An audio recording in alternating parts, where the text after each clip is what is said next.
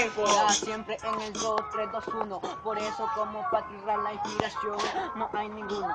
Mira pues hermano, ya vengo de virtud, pero ahorita casi estoy orgulloso de ser Perú. De ser Perú, pero sabes, yo te demuestro el rapé, porque sabes a Patrick Zodiac como ya le gané, pero sabes en la rima que siempre ya entoné, tanta cachita que sacabas, ahora dime que ya yo grabé. Ya tu hermano, pero dice que ya tú grabaste, por eso sabes que es, hasta la mano levanté. Pero mira pues hermano, te felicito, por eso sabes que el Beldina te excitó.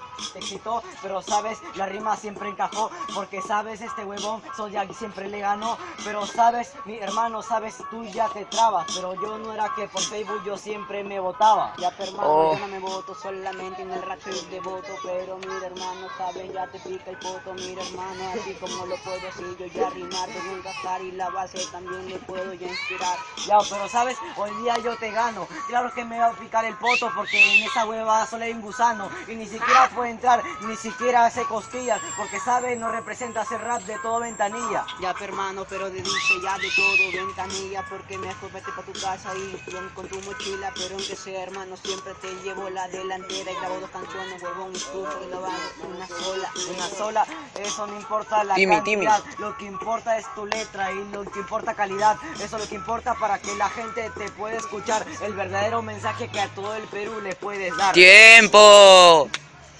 Jurado, a ver, en 3, 2, 1.